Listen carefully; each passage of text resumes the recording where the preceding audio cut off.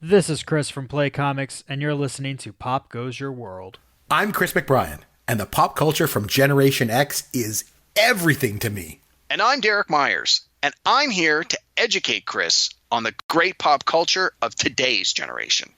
Episode 93, Best Supporting Performances.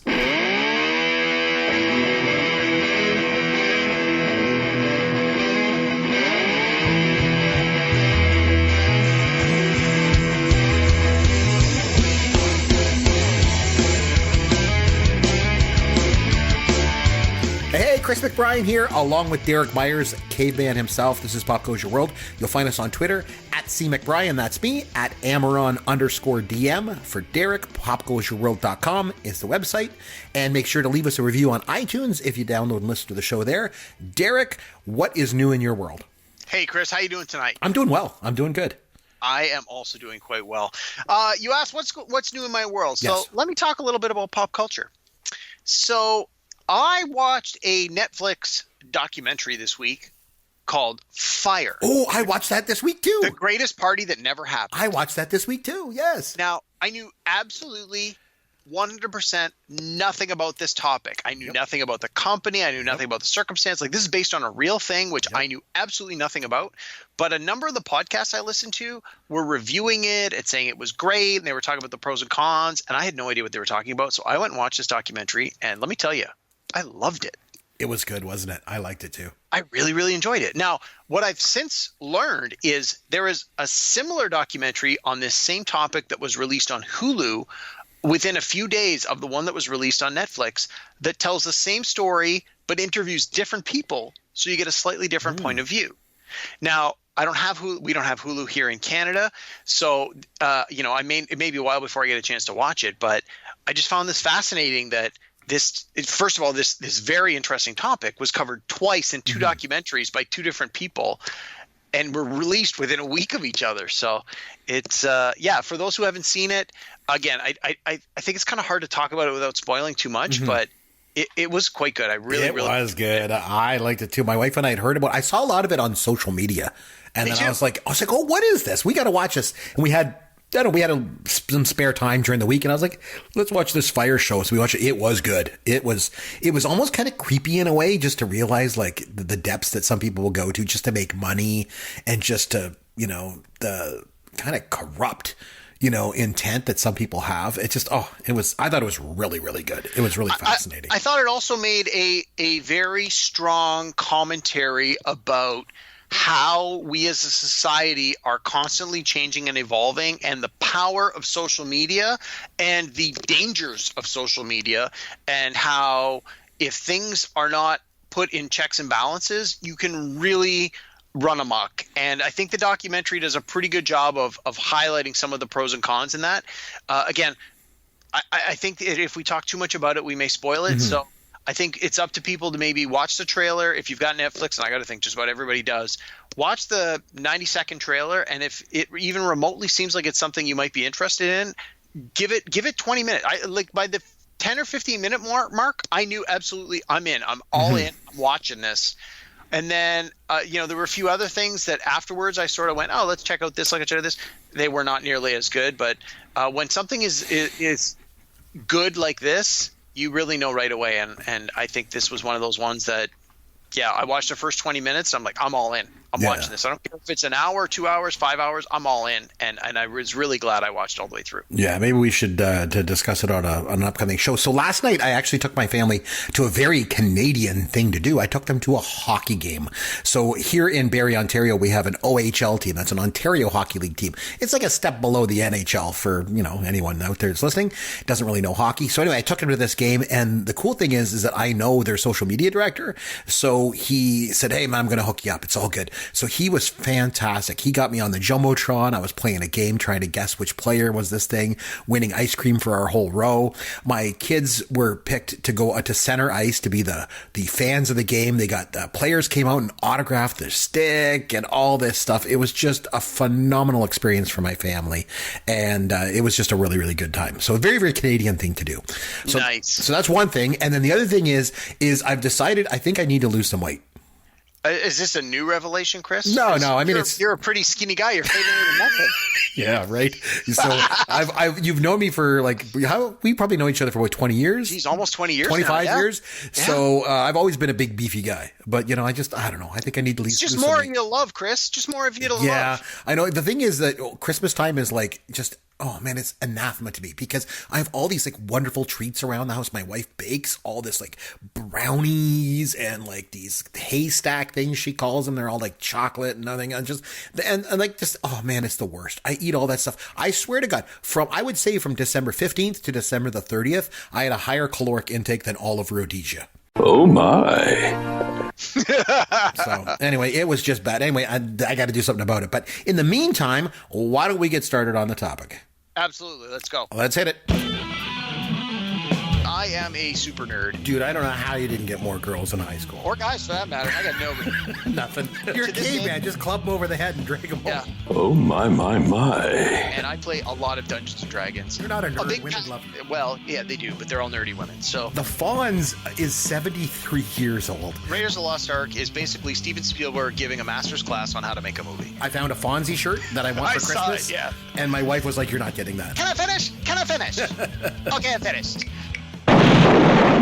Okay, so we decided we would take a look at some of our favorite supporting performances of all time. With the Oscars coming up and stuff like that, you and I obviously love the Oscars. We mention them a lot on our show. This is not an Oscar show.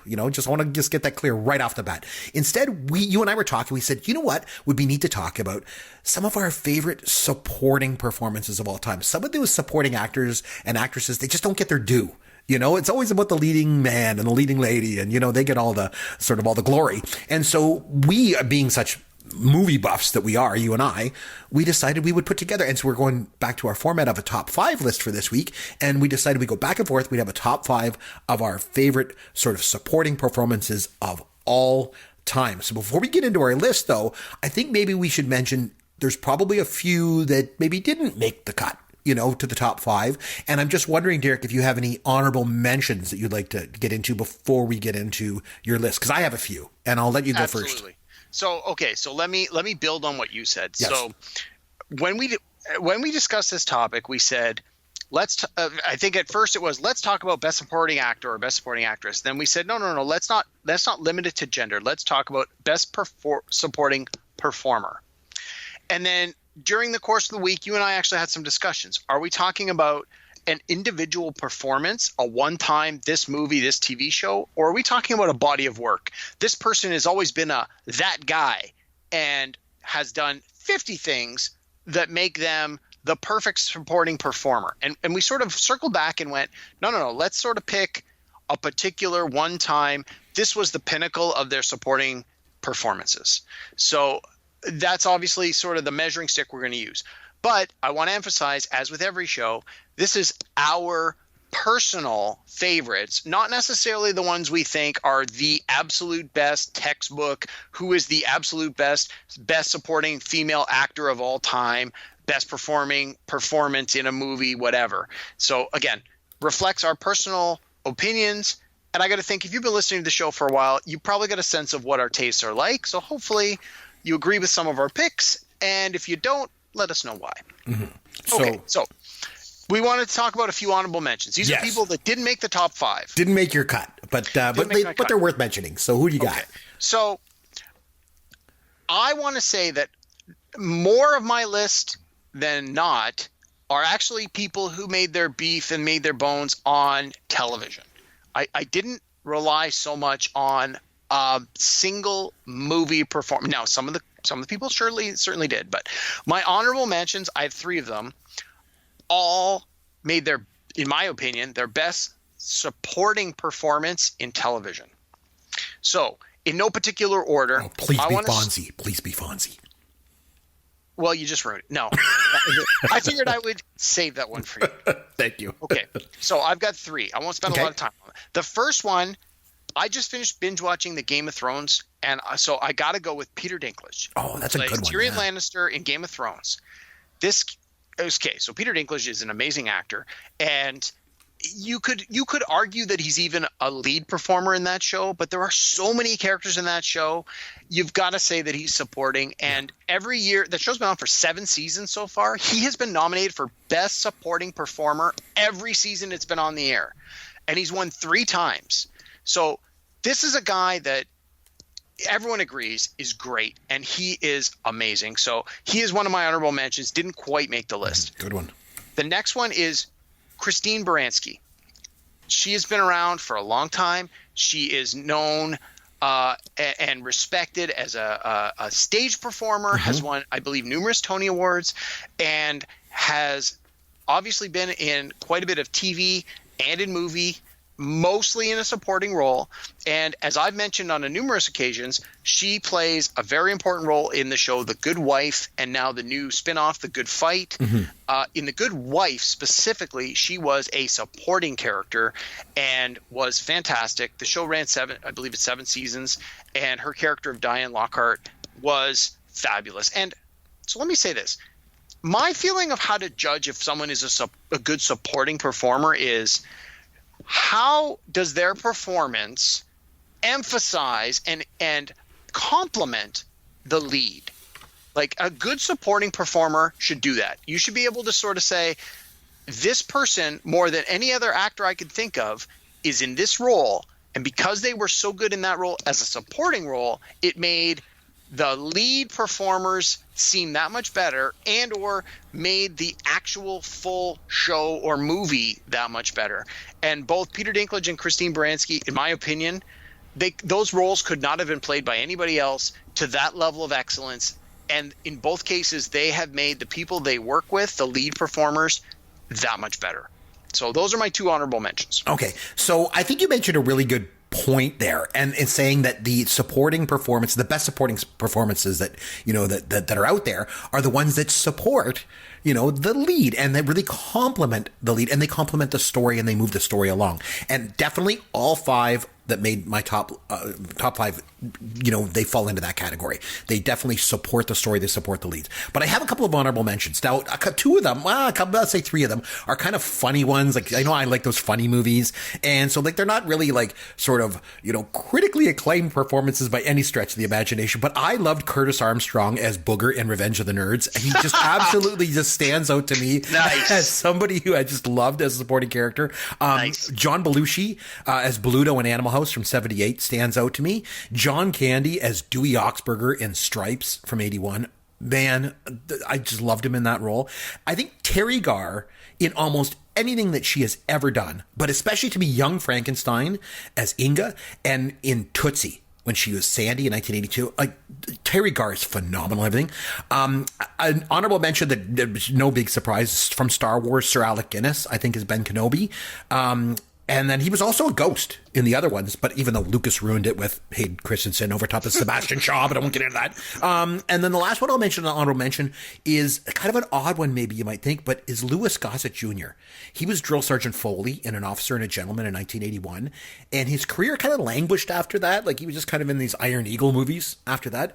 But if you're not familiar with his role in Officer and a Gentleman, oh my God, he is off the charts good, and it just totally supports the story and it drives the story. Those are my honorable mentions. So now we're going to come down to our top 5. Number 5, Derek, who do you got? So, Chris, before we get into that, yes, when you said Lou Gossett Jr., I thought you were going to say Lou Gossett Jr. in Enemy Mine, which is one of my favorite movies. It's one of those guilty pleasure sci-fi movies from my childhood. So when you were like, Lou Gossett Jr., I'm crossing my fingers going, Enemy Mine, Enemy Mine, Enemy Mine. You went, An Officer and a Gentleman. I'm like, oh man. I like the obvious choice again, as usual. I liked Chris. it better when he was the alien who gave birth to a baby. Yeah, that was better. Anyway, so, okay, what do you got? All right, so now let me tell you, I really struggled with sort of putting these performers in order, like ranking them 1 to 5, and I really couldn't come up with an ordering system that I liked. So I want to preface this by saying I'm going to give you 5 names over the course of this show. Really, any one of them could have fit in any of the 1 to 5 slots. I really want to emphasize these are in no particular order. Okay, fair enough. Because I really had a hard time sort of saying this one was better than that one. In my opinion, these are 5 great supporting performers, and in each case, I'll call out sort of the one that I like the most, and I think in those cases they were just so good in those performances that they could have been anywhere in the number 1 to 5 list. I get it. I'm the same way with my top 3 movies of all time. They're just kind of interchangeable, so I get it. So it makes sense. Absolutely. Okay, so my number 5 Yes. is Jeffrey Wright. Okay. So Jeffrey Wright always seems to be the supporting actor. So people may know him. He's been in a number of things. I'm just going to call out a couple here. He was been in the Hunger Games series. He's been in the new reboot of James Bond. He played Felix Leiter. He also was part of the miniseries Angels in America a number of years ago. He was in the movie Syriana. He was in the movie Oliver Stone's W about George W. Bush. He played Colin Powell. But the role that I'm going to call him out for is his current performance in the HBO series Westworld. Mm-hmm. He is so good in this role. He's always a guy that seems to like blend into the background, but when you need something to happen, his character stepped up, which again sort of emphasizes this is what a supporting character is supposed to be. He's not the star of the show. He's the character who conveys some important piece of information or is the foil to act off of the lead or is someone there who can bounce ideas off of a more significant character. And that's pretty much his role in Westworld. He has a very important role to play in the overall show, but the show's not about him. He's just a very important piece of a much bigger puzzle. And so my number 5 is Jeffrey Wright. That's a good one. I think I mentioned before on a previous show that my wife and I started watching Westworld. I only made it through 3 episodes and I just gave up. I didn't like it. It was a little I just didn't like it.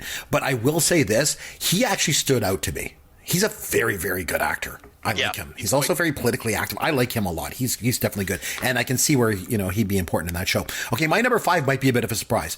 I mentioned the movie Tootsie when I mentioned Terry Garr. And I'm going to stick with that movie because to me, that movie is, I've mentioned this before on the podcast as well, that movie is a masterclass in acting. And funny enough, it's centered around actors. That's what it's based on.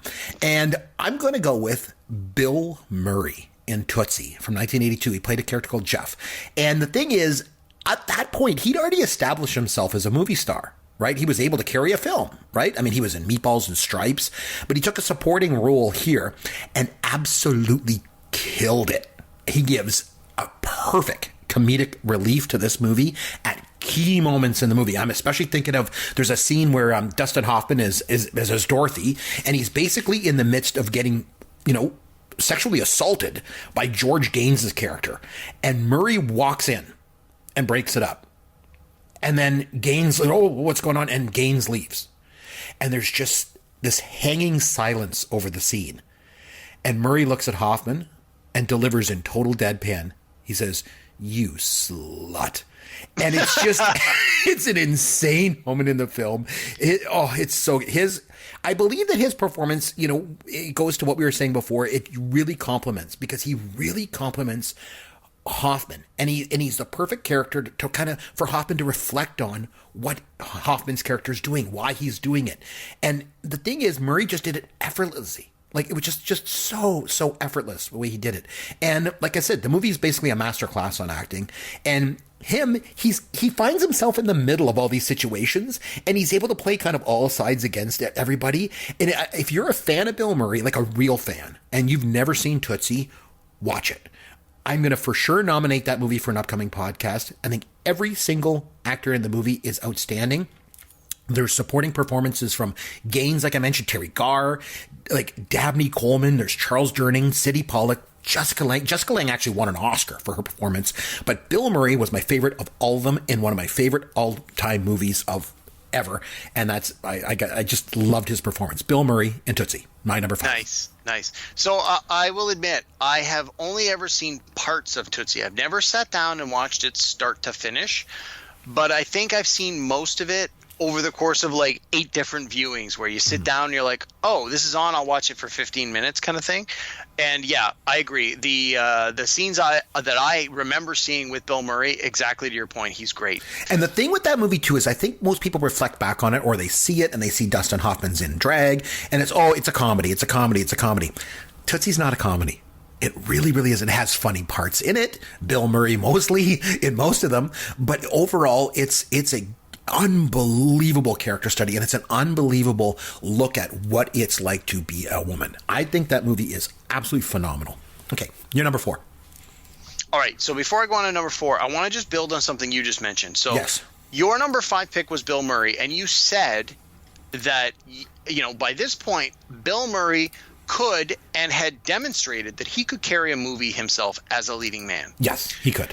So I want to say that when I was picking my list, I had a few actors where I thought, in this role, in this performance, they are an amazing supporting actor or actress in an amazing role, doing exactly what a supporting actor is supposed to do. But I tried to stay away from people who I felt could be or even were like leading performers who were just giving a supporting role. Not that that's any less difficult, but to me, a true supporting actor is sort of that guy where it's never someone who does the leading role. Maybe even it's never somebody who could be the leading role, either because of their inexperience if they're relatively young, or just someone who over the years is always the supporting role. So as we continue to go through the rest of my list, I just want to, the listeners to keep that in mind. My list is comprised of people who, for the most part, if not for all of the part, they're never the leading person at all. So anyway, we're on to number 4, right? Yes, that's correct. You're number 4. Okay. So number 4, I'm going to go with Bill Paxton. So Bill Paxton has recently passed away. R.I.P. Bill Paxton. He has been in a ton of movies. He's been in a lot of James Cameron movies, and those are probably the ones he's most well known for, most well remembered for. He was in True Lies. He had a small part. He had a very big supporting role in Apollo 13 with Tom Hanks. He actually had a pretty memorable role in the movie Edge of Tomorrow with Tom Cruise, pardon me. Wow, Freudian slip. Where Tom Cruise is like constantly dying and then reliving over and over again, which, again, I love that movie, and they're actually making a sequel. But the role that I think he is most well remembered for, especially in a supporting role, is his role as Private Hudson in Aliens. Well, that's a good one, yeah. Aliens. Loved him in that movie. He was so good. And again, he wasn't the star of that movie. This wasn't Bill Paxton in Aliens. It was Sigourney Weaver in Aliens. And here's a bunch of other people that you probably recognize, maybe not at the time, but since then, you now recognize in a number of supporting roles. And believe me, I could have picked any one of a dozen people to say supporting actor from Aliens. But Bill Paxton as Hudson in Aliens has some of the best lines. He delivers some of the funniest lines, the most pertinent lines. His character's take on like what's happening. He's the character that a normal person watches Aliens and they think to themselves, what's going on here? What would I do in this situation? And Bill Paxton's character, Private Hudson, he vocalizes it. He's the everyman in this movie where he's like, newsflash, we're not going to survive here, man. Like, he's panicking. He's freaking out. He's telling it like it is. And in my opinion, in this movie, he is an awesome supporting character.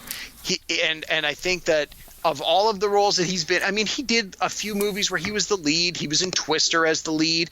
But again, I never really thought of him as the leading man. He always seemed to me to be at his best when he had a small performance in a bigger piece among other, I don't want to say better actors, but more famous actors, where he just came in, did his little part, Often it was a comedic part or it was played for laughs. Like in True Lies, he plays the used car salesman. And so obviously True Lies is a Schwarzenegger movie.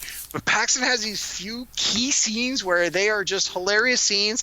And what he brings to it makes the scene that much better. Whether he's playing off of, in the True Lies, he's playing off Jamie Lee Curtis and Arnold Schwarzenegger, or whether in Aliens, he's playing off Sigourney Weaver.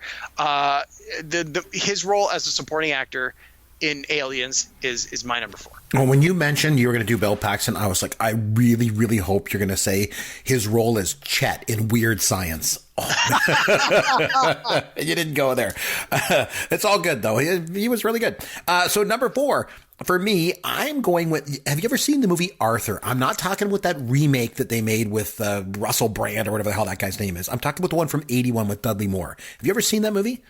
I regret to say that I have actually seen it, and I couldn't stand it. Oh my like Dudley Moore. I don't like Liza Minnelli. I don't like drunks. Nothing redeeming about that movie, in my opinion. I could not stand it. Okay, I will say this. There's nothing redeeming about the sequel, okay? Because in the sequel, I don't want to get into it. It's not about breaking that movie down. I think that movie is absolutely fantastic. I love it. I love it from start to finish. I love everything about that movie, most notably the performances, and it's the performance of Sir John Gielgud as Hobson, the sort of his butler, for lack of a better term. Unbelievable performance. And if you think of John Gielgud, he started off, obviously he started in the theater, right? And for a long time, he felt film was kind of beneath him. Like that's not serious acting, in film. And then, inevitably he, made his way into film and did it. And his role as Hobson in that movie is so unbelievable. So you mentioned already, Dudley Moore is obviously, he's a drunk in this movie. He's rich guy who just drinks like crazy. And it's just who he is. That's just what he is. That is what he says in the movie. This is what I am. And Hobson, John Gielgud's character, is his butler. And the thing is, though, it's like he's meant to hold him accountable. But he only holds him accountable in word only. Like he's really sharp-tongued with him, and he says all these things, and he insults him, and he tries to keep, but really he lets him do whatever he wants. He doesn't really hold him accountable. He absolutely loves Arthur. He loves, and it's so under the surface. His performance is unbelievable.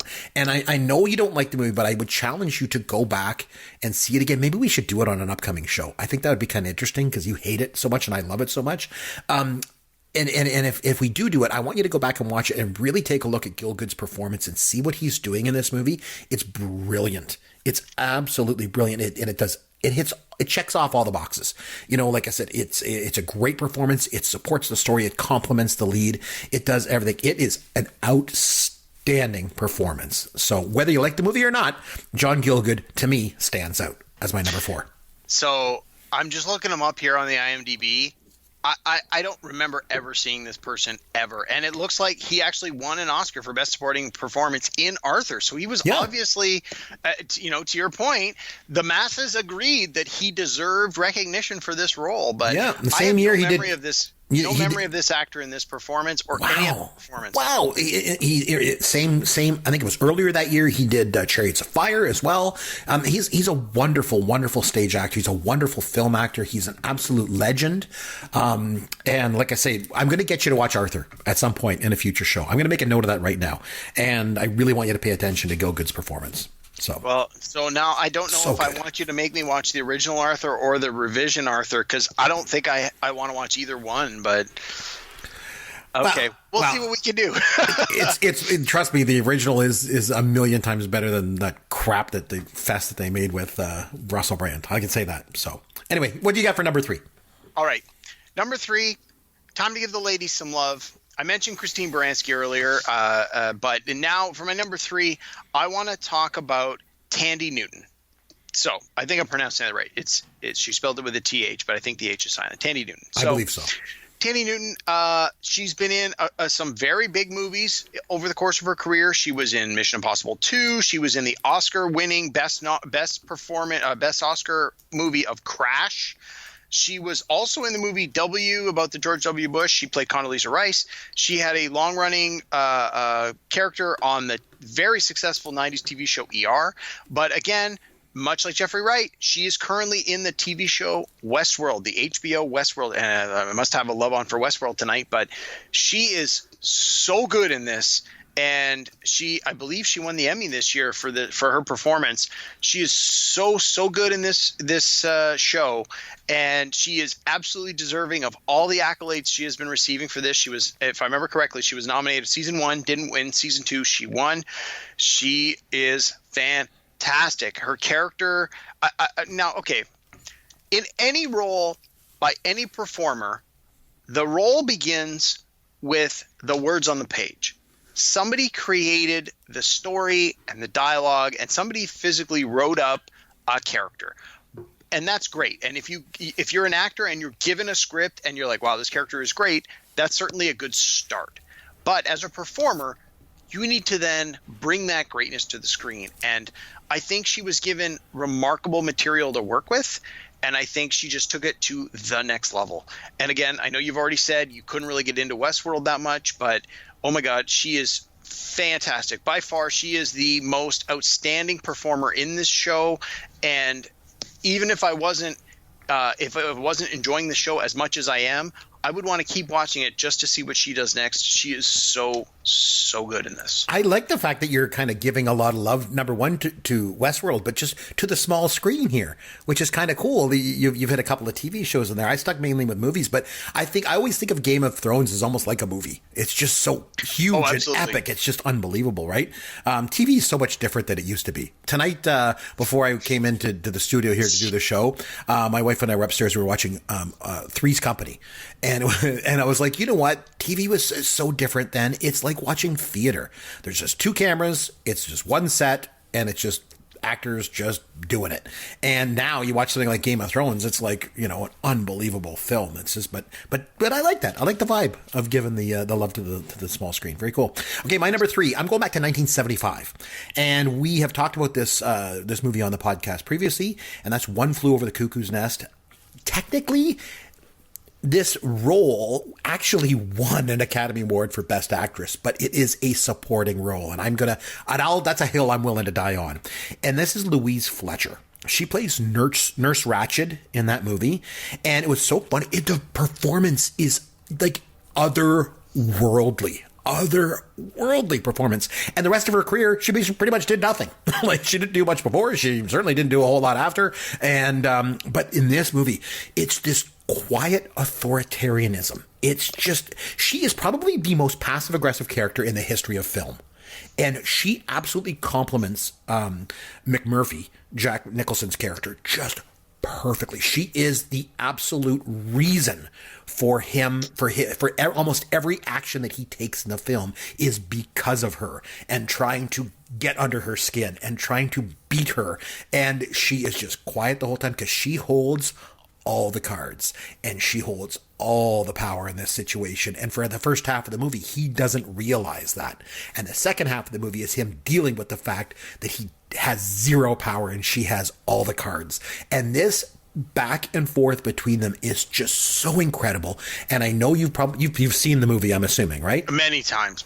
You know exactly what I'm talking about. Yeah, love it. Her performance is like off the charts good. It is one of my favorite performances of all time. And I'm glad you said earlier, giving a little love to the ladies here, because it's time that I got to an actress, and she is absolutely one of the best on-screen performances by an actress in the history of film. Louise Fletcher, One Flew Over the Cuckoo's Nest. So I agree. She was great. Again, it is certainly a topic for debate whether that is considered a lead performance or a supporting performance. Right. And I think it all comes down to the semantics of what classifies you in one category versus the other. I'm not going to argue with you on that one. I think it could go either way. And if you want to say it's supporting, I agree with you. But I want to also point out, you mentioned that she didn't really do a whole lot after, certainly nothing to the level of Nurse Fletcher. As a big sci-fi nerd, I am a huge fan of Star Trek in all its iterations that it's ever had. Right. And the Star Trek series, Star Trek Deep Space Nine, which is we'll call it a spin-off of Star Trek The Next Generation, she was featured prominently in that show. She played Kai Wynn, and she was basically a religious leader and again, a supporting role. It was like you had the Star Trek, the Federation, and they controlled the space station, and they were like the quote unquote military presence over a world that had been devastated by war. And she was a religious leader from this world that was now in a rebuilding phase. But because they were so impoverished and so destroyed, the religious sect of this society had tremendous influence over the people. And to me, this was really an extension of her Nurse Ratched character, where she could be that passive aggressive. She could wield this immense power in a very subtle way and manipulate people and get things to happen the way she wanted them to happen without them realizing it. And I think that her role in Star Trek, although nowhere near as good as her performance in One Flew Over the Cuckoo's Nest, you definitely needed someone with that level of acting chops to take that character as it was written and really emphasize, this is what I think this character is really all about. And I think that she brought a lot to that character that any other actress would have not been able to deliver. So I think that's another example of her ability to be that supporting performer. She's not one of the quote unquote Star Trek people. She's not one of the Federation officers. She wasn't in every single episode of that show by any stretch of the imagination. But when she was in an episode, you knew she was going to do something, say something, or be in a pivotal scene where if anyone else was doing it, it wouldn't have pulled it off nearly as well. So, yeah, I support what you've been saying about her 100%. So this episode of the pod is very interesting because every time I think you're going to go a certain way, you go a different way. And it's really interesting because right there when you mentioned, oh, yeah, she has done stuff since then. And you're like, I'm a big fan of science fiction. I thought for sure you were going to mention that she was in Invaders from Mars. I don't know. I thought you were going there. That movie was just awful. So anyway, okay, what do you got for your number 2? All right. So again, no particular order. Right. And really, I'm literally not literally, I'm metaphorically flipping the coin here. I'm going to say my number 2 is one of my all-time favorite, quote unquote, that guys, Paul Giamatti. Oh, yeah, he's good. So, you've heard me talking recently on the podcast about the show Billions. He actually is one of the leads in Billions. So I sort of crossed that off the list. But Paul Giamatti is, in my mind, not a leading man. He's not sexy. He's not tall. He's not good looking. He is an actor's actor. He is an average looking guy, an average physique. If not, you could argue he's a little overweight in a lot of his performances. But he more than makes up for any potential shortcomings on the Hollywood beauty scale by his and acting. And he's bald too. Not that there's anything wrong with that, Caveman. No, there's anything wrong with that either. He has been in so many, like you look at his IMDb, there's got to be 100 credits there. He's in everything, and he's always that guy where someone goes, oh, I know that guy. He was in that thing where he was the friend of the guy. And that seems to be his entire resume, where he is like the supporting actor. So, again, I've got a few of his supporting roles here. He was in Cinderella Man with Russell Crowe. He was in Sideways, which is a movie about the wine tasting. He was in the Tim Burton version of Planet of the Apes, and he plays a fantastic ape covered in the makeup. He looks so good. He was in Man on the Moon, the story of Andy Kaufman. He had a very small but very memorable part in the Al Pacino movie Donnie Brasco with Johnny Depp, where he has this whole scene where he's like, tell me about when you say forget about it, and there's this whole back and forth dialogue. But the part that I personally have always loved is his role in the Howard Stern movie. Oh, yes.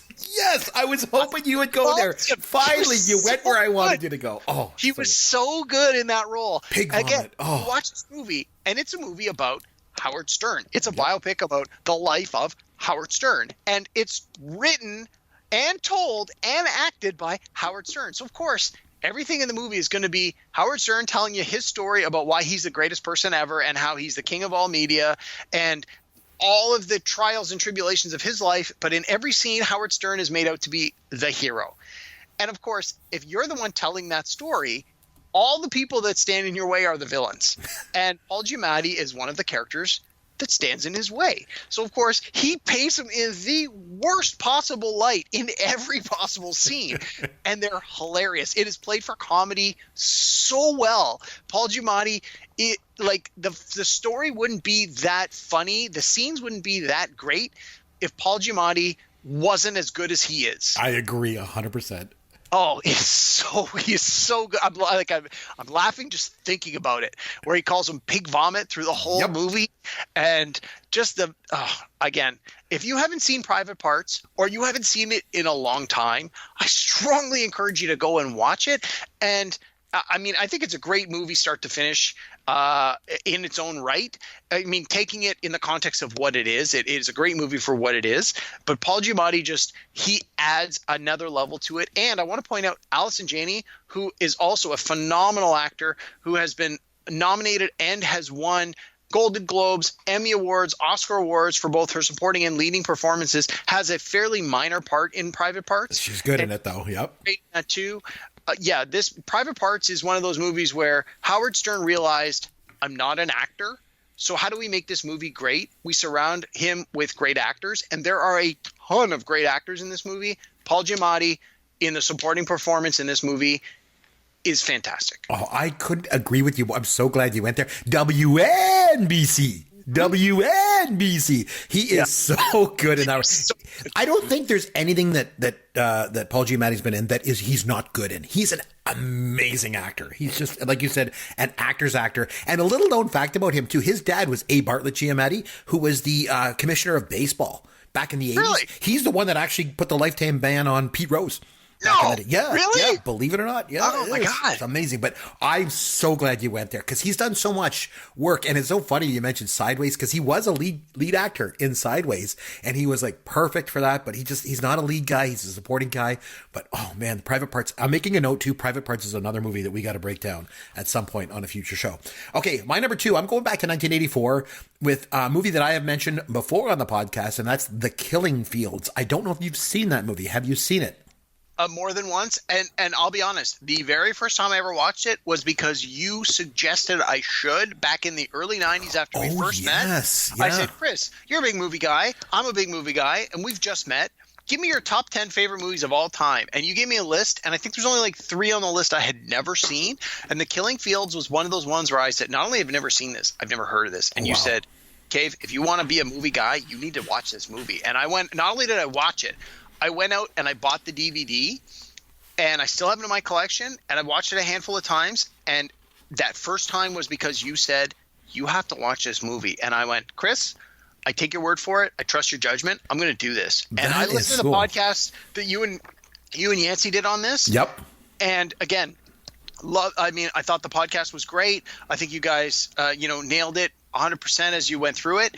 And yeah, I thought this movie was fantastic, and I would never, ever in my wildest dreams have watched it if you personally had not recommended it to me when you did. That's so cool. That'd be like back in like 93, 94 when we first met. I remember we were talking about, because you and I, one of the main reasons, and I think I've mentioned this on the pod previously, one of the main reasons why we became such good friends is because we just had this shared mutual absolute love of film.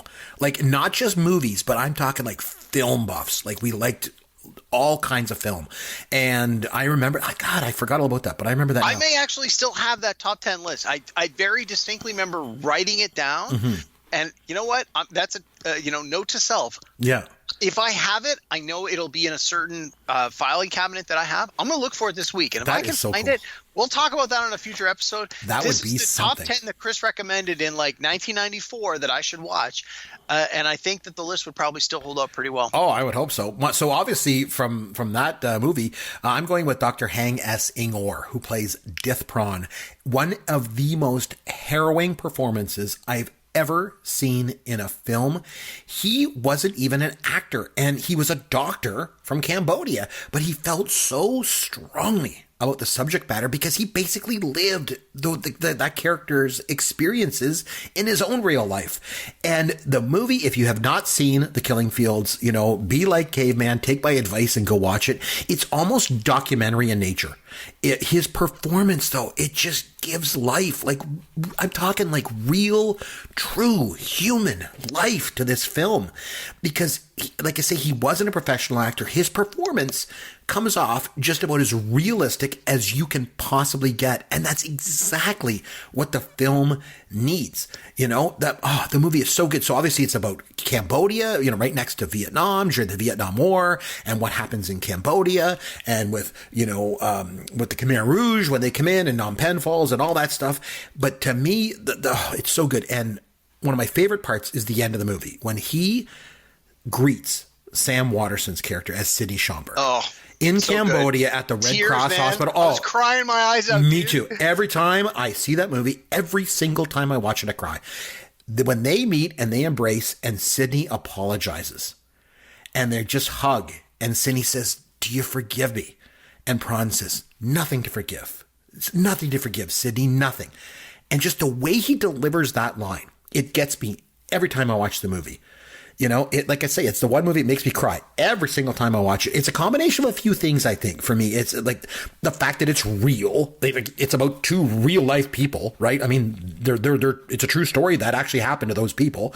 And I think also the fact that, the genocide of the killing fields that happened, and the fact that, Ingmar himself he's invested in, he's rooted in the content of the film. And like I say, most importantly, the way he delivers that line, like he's smiling. He's just glad to be alive and glad to be reunited with his friend. It is powerful, powerful stuff. And Ingmar is the reason why it works so well. So that's my number 2. I don't think I got anything else to add to that. That was great. God, I love that movie. Oh, I love it so much, so much. So good. That is the reason why they call them moving pictures, the killing fields. Yeah, for sure. So good. All right. Let's move this upbeat a little bit. Okay, so my number 1. Again, these all could have been in any order, and I think there's actually an outside chance, Chris, that you and I may have the same number 1, but probably not. I'm thinking we might. I don't know. I got a sneaky suspicion. We don't share our lists ahead of time. We come into the studio blind, but I got a funny feeling we would have the same one. Go ahead. All right. If I've got the same one, you got to call it out immediately. Yeah. My number 1 pick, the late, great Philip Seymour Hoffman. Oh, no, we do not. Okay. So, Philip Seymour Hoffman, again, another one of that guy. He was in tons of movies, and for the vast majority of his career, he was the supporting actor. Again, not the greatest looking guy for the most part, always a little overweight, always had funny hair.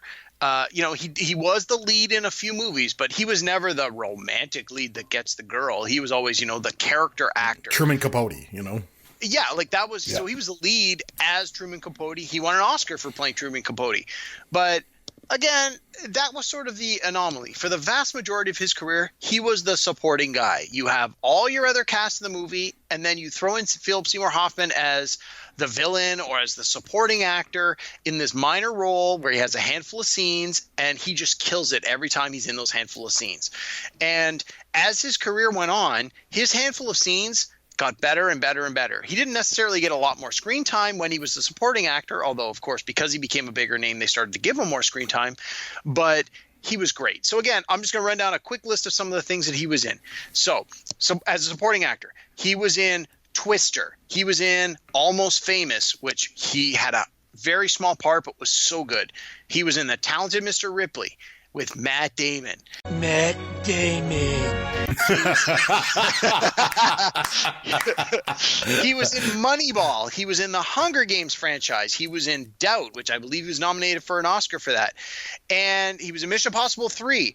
But the one I want to call out is one of my personal favorite movies, and one of his personal favorite performances is in Boogie Nights. Oh, he was great in that movie. He played Scotty, and he's just so awkward, and so he's clearly a gay character in the 70s working on porno sets, seeing naked people all the time, but doesn't look anything like them. He's fat, and he's got bad hair, and he's not the prettiest guy, and he has no self-confidence, and he just wants to impress the pretty people, and he wants those to really tight cut-off jeans that he would wear. Oh yes, so two good. sizes too small. Yep. And it's Dirk Diggler has an orange car, so he has to get an orange car because that's what cool people do. And it's like he's, again, in a movie like Boogie Nights where it's such an ensemble of all these great performances by so many great actors, you throw Philip Seymour Hoffman into the mix. He's not in a lot of scenes, but the ones he's in, he's great at, and he's just so good at being so awkward.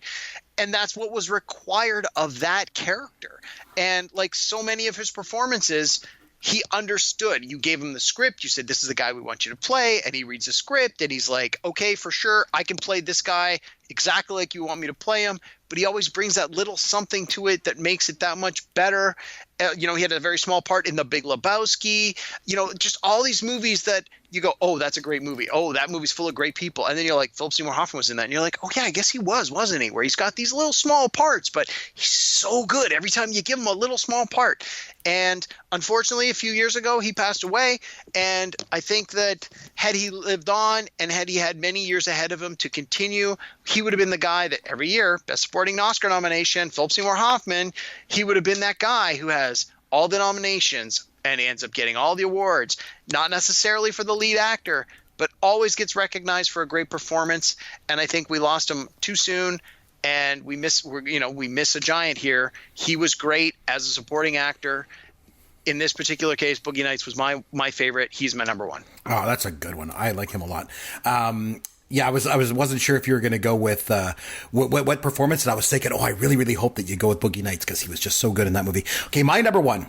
Now, as far as the Oscars go, Jaws won for Best Score. It took home an Academy Award for Best Sound and for Best Editing because Verna Fields is a legend. Anybody was nominated for Best Picture, lost to Cuckoo's Nest, which I cannot begrudge, But how?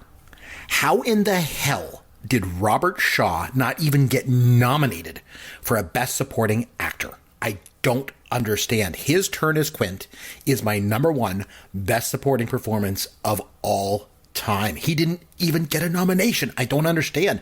I guess this was maybe back when the Academy pretty much hated Spielberg, because he kind of represented the movie brats from the film school generation of directors. I don't know. But that scene where he gives his speech about the Indianapolis. Yeah, that was originally written by Howard Sackler, and then Spielberg rewrote that scene, and then Robert Shaw said, "I want to crack at it." He rewrote Spielberg, and so what he reads in that scene, he actually rewrote, and that was his, and it is just unbelievable. Just the way he paints a picture of that scene, you feel like you're in the water with those guys on the Indianapolis. It's unbelievable. And he elevates the idea of the supporting role to something that's iconic. And the thing is, it's still a supporting role because he compliments Chief Brody. He compliments him perfectly because where Brody's naive, Shaw's like jaded, right? And he also compliments the whole idea of the shark because he's in a boat, he's got all these harpoons, he's got the barrels, he's taken the shark down, and the shark takes him down. It is an unbelievably supporting role in every facet of it. He supports everything that goes on in the movie, but he's not the lead, but he is absolutely phenomenal. Robert Shaw as Quint in Jaws, the best supporting performance I have ever seen in my entire life. I agree. He was great. And so now I don't know if this is true, but for that scene that you're talking about, he did the scene the first time, and it was just okay. And even he realized it wasn't his best work. And then, again, I may not be right here. This is just what I've heard and I've read on the internet. He went back and he said to Spielberg, let me have a couple of drinks and then tell the story again. And he did. And so the scene that you see on film is after he's had a few drinks. And that was the performance they kept because they felt that given that what the characters were going through at the time, that they were on the boat and they were hunting the shark and they were stressed and they had, all this other stuff that had been going on. I think even in the scene, the characters are drinking. They are. And they all come off as if they've had quite a bit to drink in that scene. So the actors very well could have when they did that scene. And I mean, a slightly different time where that kind of thing was certainly not as frowned upon as it probably is today. But I've heard that that's what happened is he did it stone cold sober. It was not a great read. Even sort of everyone went, yeah, that was just okay. We can use it if we need to. And he as the consummate professional said, no, I can do this better. I need a few drinks first. Got to get into character. And then did it. And that's what they went with. Again, that's what I've heard more than one place. And if it is, my hats off to him, because sometimes you have a few drinks and it's a lot harder to get those stories out in words that make sense. So, well, still in character and everything, and that could very well be the case. I mean, I think he was known as a bit of a drinker, and I think he was also known as a bit of an ugly drinker, if I'm not mistaken. I've heard that too from the stories that I heard, about him. But and that very well, could have been the thing. But the thing with that scene too, that's just so incredible, it's almost theatrical in nature because the camera is on him and it doesn't budge. It's just on him, and it's just him filling the screen, and you are just mesmerized. You can't take your eyes off of him. You just watch him, and he just lays out this story. And there's been some great, monologues in films before, but there's something about that one that's just so, you look at it and I think maybe his physical appearance had a lot to do with it too, but he is that character. He is that character, and you believe that he was there. You believe he hunts sharks for first of all, and you believe that he was on the Indianapolis, and you believe that he was in the water with those men. You believe he saw that carnage. Everything about it's unbelievable. It is truly an iconic thing, and it's so funny. You and I have talked about this before about some of these casting directions. Or decisions, I should say, these casting decisions that directors make, because originally that wasn't the first choice. Robert Shaw was not the first choice for that. They wanted Lee Marvin, and Lee Marvin wasn't available. And then they wanted Sterling Hayden, and Sterling Hayden wasn't available. So they ended up kind of going with Shaw, because I think Spielberg liked him in The Sting, which was another great performance of his. That's a great movie. Yeah. Another great supporting performance. But it's just funny that he ended up kind of falling into that role and then just killing it. Dreyfuss fell into his role too, talking of a supporting actor in that movie. He kind of fell into that role too and just killed it as well. But Robert Shaw, man, oh man, he was something else. Well, there we go. We made it through our list. Lots of amazing performances. It's funny, like I said at the beginning, I kind of thought of ones that I kind of like personally, like Booker, and stuff like that. Yeah. But I thought, no, I really, being the film buff in me, kind of came out when I was thinking about this a bit more, and I decided to kind of go in a different direction. But anyway, let's lighten things up with a little bit of Fun with Caveman. Okay, Caveman, over to you this week, my friend. What do you got? All right, so I wanted to try and keep this a little bit simple for you. So we have just spent the last 45 minutes to an hour talking about supporting actors. Yes. And although we said off the top, this is not an Oscar show, I'm going to give you a bunch of Oscar trivia. Okay. Because I know you love the Oscars, I love the Oscars, and I got to think a lot of our listeners love the Oscars. So I'm going to give you a list of names of performers, and they've all been nominated for both Oscars as a lead performer and Oscars as a supporting performer. Okay. What I'm asking you, with each name, which of those two categories have they received more nominations? Oh, wow. As lead as or a lead or supporting? Okay. Yes. Okay. And then for bonus points, if you want to tell me what movies they've actually won for, great. I'll give you the bonus points. But that's sort of a little throwaway extra. My real question is, in all cases, have they won more? Have they been nominated more as a lead or a support? And I will tell you now, there's no trick questions in here. Okay. Every person on the list has been nominated for at least one of each category. Okay, good. And in no circumstance is it a tie. I made sure not to pick anyone who had like 2 and 2. There is a clear, correct answer for every single person I'm going to ask you down the list. Because on a couple of shows, you've been slipping in a couple of fargin trick questions. So this time, I want to make it as easy as I can. Sounds good. Some of these might be a little more difficult than others. So lead performer, supporting performer, everyone on the list has been nominated both. Which of the two categories have they been nominated for most? Most. Okay, let's give it a try. Okay, so the very first one I want to say is very timely. Okay. It is Albert Finney, who just passed away today. R.I.P. Albert Finney. He died at 82. Albert Finney was nominated for 5 Academy Awards. More lead or more supporting? I will say more lead actor. He's more of a lead actor because I'm going back to Tom Jones, so I'll say lead. Yeah, lead is correct. 4 Nice. times the lead actor, once the supporting. Nice. All right, next one on the list. Frances McDormand. Oh, Frances McDormand. I got to go with lead. No, that's not true. Oh. She's been nominated twice for lead and 3 times for supporting.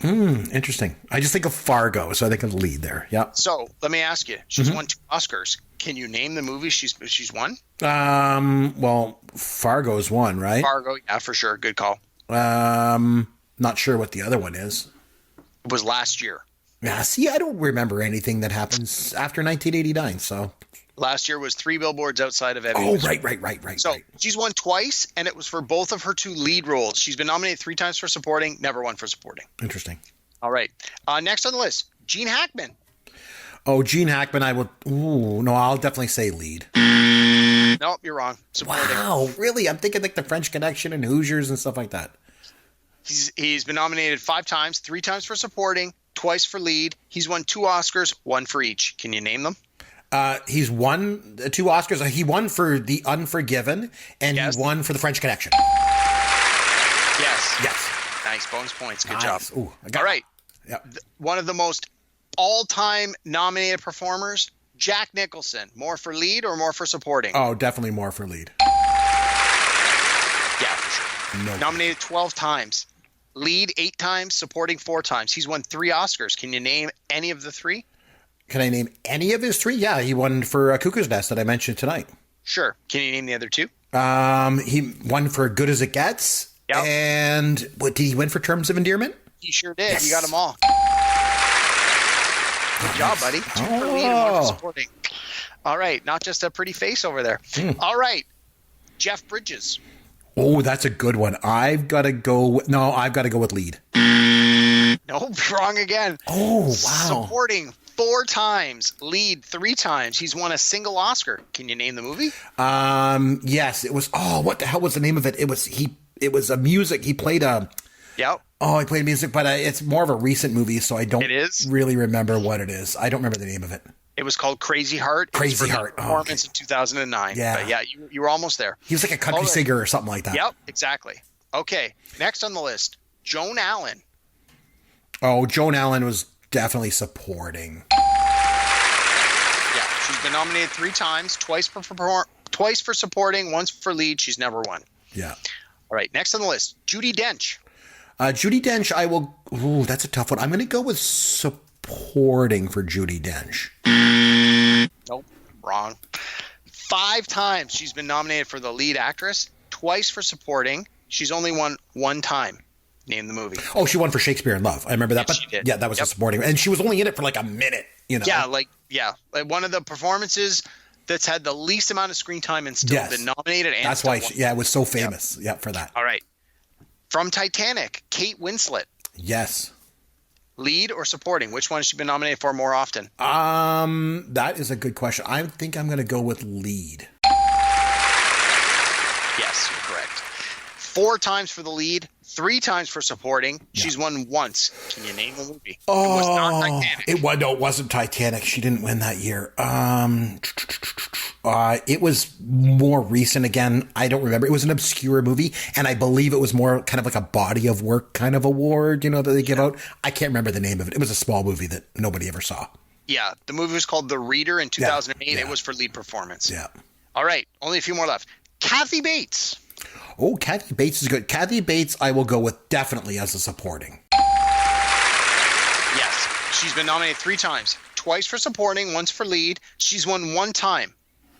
She won for Misery. Yes. That's like from 1990. It's like it was exactly 1990. Yeah. Lead performance. Good job. All right. That was that was like one of her first roles, if I remember correctly. Indeed it was. How about Morgan Freeman? Morgan Freeman, I've got to say supporting. Nope. Really? Lead actor 3 times, supporting 2 times. He's won once. Can you name the movie? Yeah, he won for $1 Million Baby, right? Yes, he did. Yeah. Good job. But see, that was a supporting role. It was a supporting role. What were the leading? Was he not supporting for Shawshank Redemption? I honestly, you know what? I don't think he was nominated for that, to be honest with you, but I don't have the list in front of me. He was nominated for Shawshank Redemption. I thought it was supporting, and I think if I remember correctly, we go all the way back to his first role back in Street Smart. I think he was nominated. That's why I thought he's a supporting kind of guy, but oh well. All right. Nick Nolte. Oh, Nick Nolte. I got to go with leading actor for Nick Nolte. Yeah, for sure. I couldn't believe it. Nick Nolte's been nominated 3 times, twice for lead, once for supporting, never won. That doesn't surprise me. Right. I was blown away that he'd been nominated 3 times. All He's right. been nominated for The Prince of Tides, but I don't think I could name another movie he's been nominated for. Was he not Nick Nolte? No, I was going to say Buddy Holly, but that was Gary Busey, wasn't it? Yeah, that was Gary Busey. Get those 2 guys mixed up all the time. Yeah. All right. Renee Zellweger. Renee Zellweger, I've got to say, I'll say supporting. Nope. She's only been nominated 3 times, twice for lead, once for supporting. She's Because of Bridget Jones' Diary. Oh, that's right. That's she's right. won 1 time for supporting. Can you name the movie? Yeah, she was. It was the one where she's wearing like the cowboy hat and she's got the rifle. Is it Cold Mountain? Is that what it's called? Yes, I remember that. Nice. I'll never forget her at the Oscars. I'm a big Oscar buff, and I remember her at the Oscars because I just remember like she makes that funny squinchy look with her face. All right. Robin Williams. Robin Williams. That's a good. I'm gonna go with lead. You would be correct.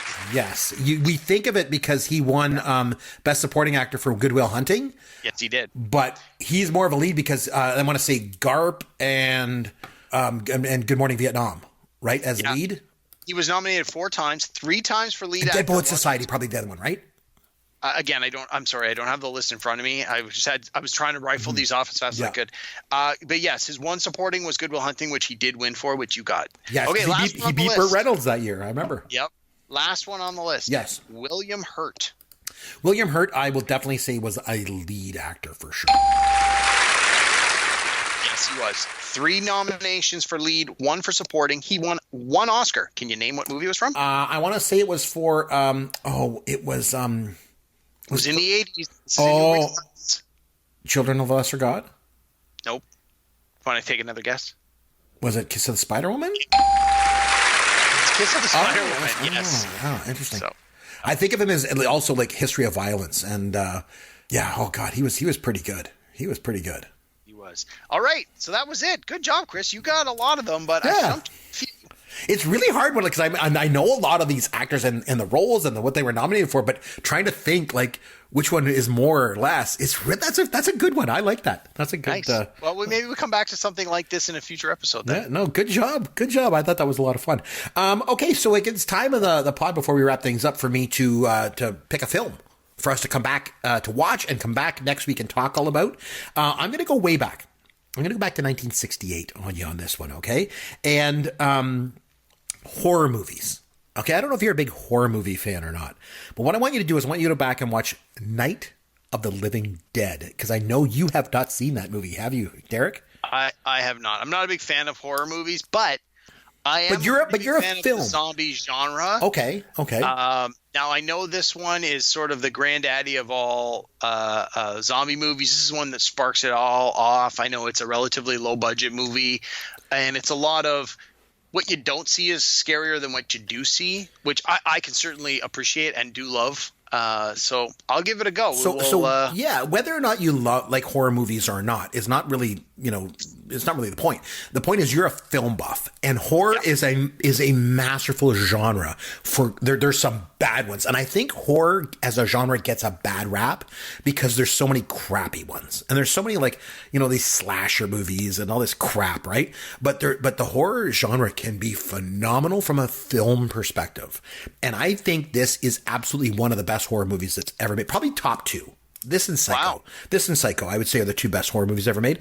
And you're right, it's made on a shoestring budget, but it has all the elements of a great film. Dude, it really does. It is so good. Low budget. A lot of the performers in it aren't even professional actors. It is absolutely outstanding, and the ending packs a punch. So I think you're going to really like this movie. And being a film buff, I think you're going to have a lot to talk about. And I know you're going to watch it through the eye and the lens, pun intended, of a film buff. And you're going to see just how good of a film this is from a guy that basically made this movie on like $30,000 by maxing out his credit cards back in, 68. So good. So it is just, I really, really hope that you like it. Not liking horror movies, I really hope that you appreciate it as a film, but we're going to find out when we come back next time on Pop Goes Your World. Until then, this is Chris McBrien for Derek Myers saying thanks for listening to Pop Goes Your World. the pop culture podcast for the generations.